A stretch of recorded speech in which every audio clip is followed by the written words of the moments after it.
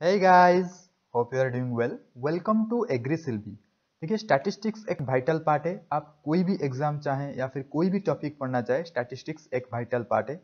तो इसीलिए आज हम बहुत सारे एमसीक्यू डिस्कस करेंगे based on statistics. So always be attentive, be are not missed. Let's start.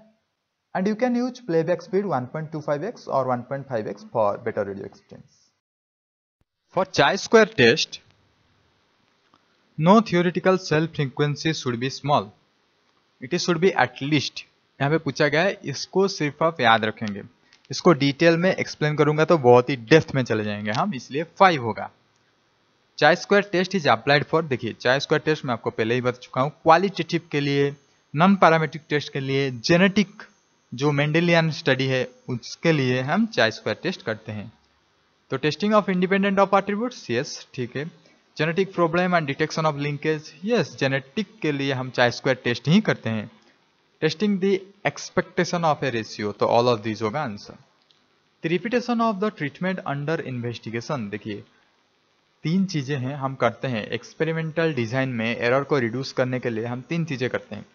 एक होता है रेप्लिकेशन, दूसरा होता है रैंडमाइजेशन, थर्ड होता है लोकल कंट्रोल। ये तीनों के बारे में डिटेल में जानना हमारी जरूरत है, इसलिए नेक्स्ट स्लाइड पे मैं आपको डिटेल एक्सप्लेनेशन इन तीनों का दूंगा। तो यहाँ पे सिर्फ इतना याद रखिए, रिपीटेशन ऑफ ट्रीटमेंट मतलब यहाँ पे रेप्लिकेशन होगा। The allocation of treatments to the different experimental units in a random manner, random manner यहाँ पे लिखा गया है, तो यहीं से आपको पता चल गया होगा ये रैंडमाइजेशन होगा। The validity of correlation coefficient is tested by, correlation coefficient test होता है टी टेस्ट के थ्रू। रेंज ऑफ कोरिलेशन कोएफिशिएंट, देखिए यहाँ पे सिर्फ पूछा गया है correlation coefficient, so that means -1 to +1। अगर पूछा होता मल्टीपल कोरिलेशन कोएफिशिएंट तभी आपको क्लिक करना है 0 to 1, पर यहाँ पे only correlation coefficient, that means answer is A -1 to +1।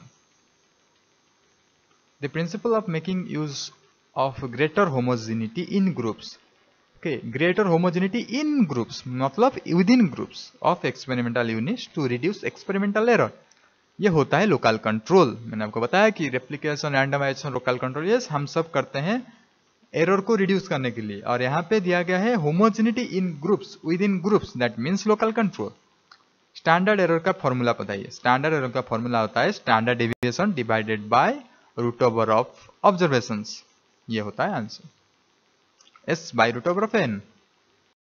हमने अभी जो जो एमसीक्यू सब देखे उसका डिटेल एक्सप्लेनेशन यहाँ पे है। Design of experiment, experimental design में बेसिक 3 प्रिंसिपल होता है, एक randomisation, replication, local control.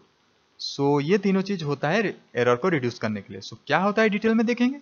Local control को आप ब्लॉकिंग इफेक्ट भी बोल सकते हैं। ओके देखिए मैं आपको आसानी से समझा रहा हूँ। देखिए एक स्लोपी लैंड है, हम फर्टिलाइजर डाल रहे हैं ऊपर, तो क्या होगा ना, रेनफॉल की वजह से फर्टिलाइजर ज्यादा हो जाएगा इस लोअर लैंड पे। यहाँ पे फर्टिलाइजर लेस होगा क्योंकि रन ऑफ के साथ साथ फर्टिलाइजर कंसंट्रेशन लोअर लैंड में ज्यादा हो जाएगा। तो इसको चेक करने के लिए हम लोकल कंट्रोल यूज करते हैं, मतलब हम छोटे छोटे प्लॉट लेते हैं, ब्लॉकिंग इफेक्ट देते हैं, ताकि जो विद इन प्लॉट में ना होमोजीनियस डिस्ट्रीब्यूशन हो सके। तो होमोजीनियस डिस्ट्रीब्यूशन के लिए होमोजीनियस डिस्ट्रीब्यूशन ऑफ फर्टिलाइजर हो सके, इसीलिए हम ब्लॉकिंग करते हैं, उसे ही बोलते हैं लोकल कंट्रोल। यहाँ पे डेफिनेशन लिखा गया, आप चाहें तो पढ़ सकते हैं। यह है हमारा स्टैंडर्ड एरर का फॉर्मूला। स्टैंडर्ड एरर होता है standard deviation divided by root over of N. तो greater the standard deviation, greater will be the standard error, simple. Variation अगर ज्यादा होता है स्टैंडर्ड एरर रिड्यूस होगा। If we reduce standard deviation तो standard error reduce होगा। अगर हम सैंपल साइज बढ़ाते हैं तभी स्टैंडर्ड डेविएशन रिड्यूस होगा, स्टैंडर्ड एरर। अगर हम डिजाइन ही पढ़ रहे हैं तो थोड़ा सा डिजाइन के बारे में, डिफरेंट डिजाइन के बारे में नॉलेज होना आपको चाहिए। जैसे completely randomized design, that is CRD। ये हम कुछ जो जो इंपॉर्टेंट चीज है वही चीज सिर्फ मैं बताऊंगा। सिंपलेस्ट डिजाइन हम लैबोरेटरी के लिए यूज करते हैं, lab. Essential principle randomization and replication, okay. यहाँ पे जो होल एक्सपेरिमेंटल मटेरियल है ना उसको हम होमोजेनियस एज्यूम करते हैं, तो इसका मतलब लैबोरेटरी मेथड के लिए ये डिजाइन परफेक्ट है। Laboratory, green house, spot culture experiment, इसके लिए हम इसको यूज करते हैं। अनइक्वल रेप्लिकेशन होगा तो भी चलेगा, अनइक्वल नंबर ऑफ रेप्लिकेशन होगा तो भी चलेगा। और ये जो एरर है ना, तो एरर का degrees of freedom more than और इक्वल टू 12 होना चाहिए। तो इसको हम कैसे कैलकुलेट करते हैं, n minus B.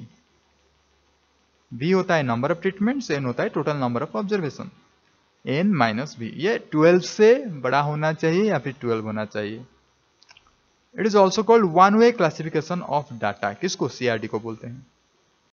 Then randomised block design, देखिए यहाँ पे ब्लॉकिंग इफेक्ट आता है, मतलब लोकल कंट्रोल आता है।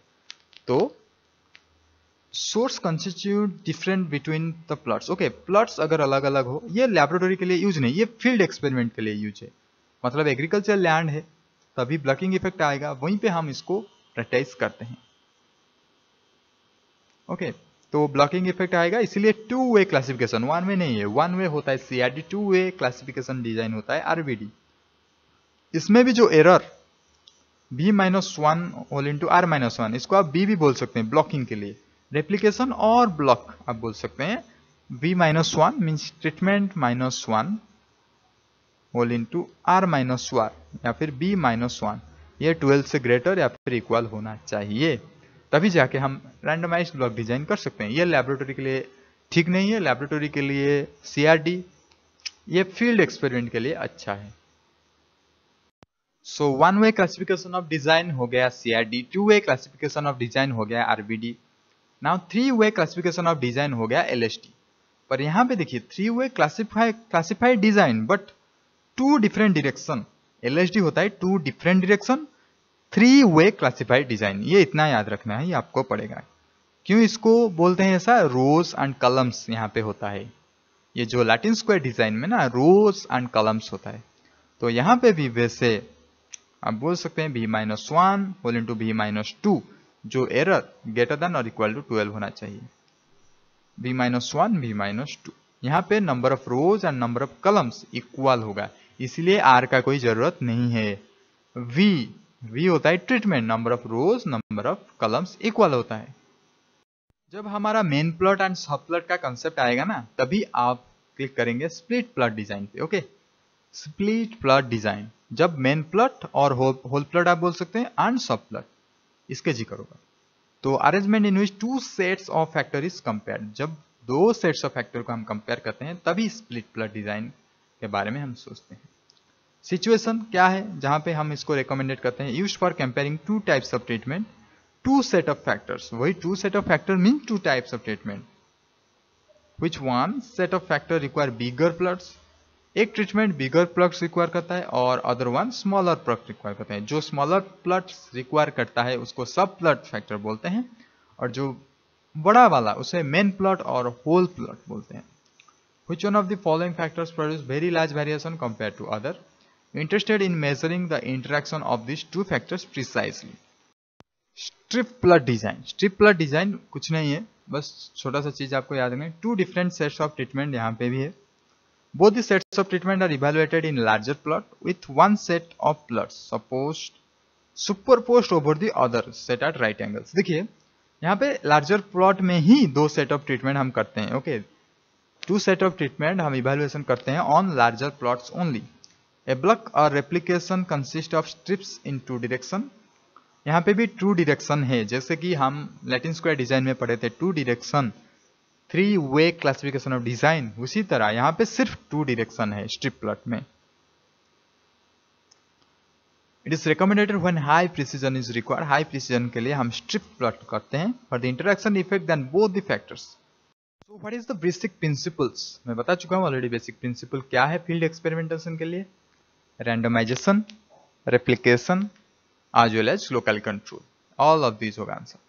The complete randomized design that is CRD is appropriated when the experimental material, इस CRD को हम लैब के अंदर करते हैं, लैबोरेटरी एक्सपेरिमेंट में करते हैं, सो इसलिए होमोजेनस होना चाहिए और लिमिटेड होना चाहिए।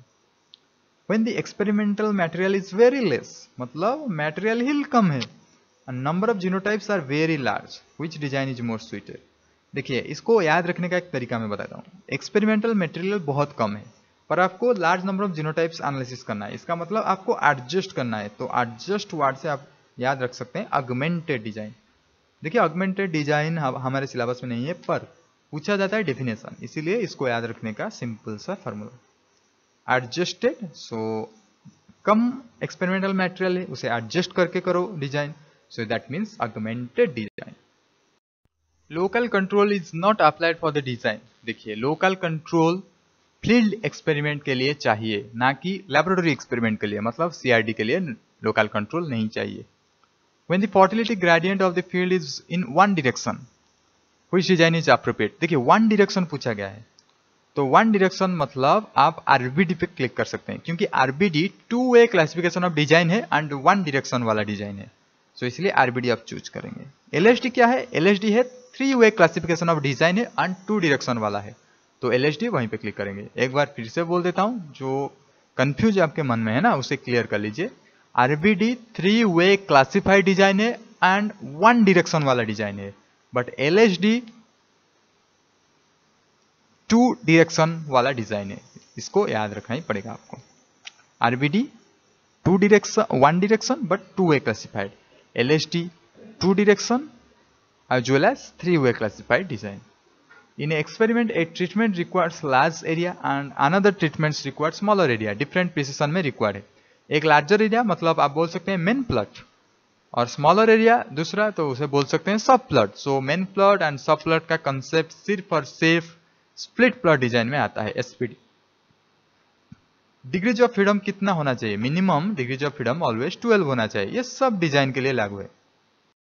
नाउ कम्स टू, अगर fertility gradient of a field goes in 2 direction, देखिए 2 डायरेक्शन पूछा गया, इसका मतलब 2 direction 3 way classified design, that means ये होगा Latin square design, that is LST. अगर 1 डायरेक्शन होता तो आप क्लिक करते आरबीडी पे, okay. Then in randomized block design how many treatments can be adopted without any loss of efficiency?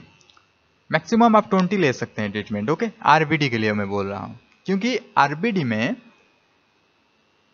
में हो या फिर कोई भी डिजाइन हो, error degrees of freedom 12 equal होना चाहिए और 12 से ज्यादा होना चाहिए।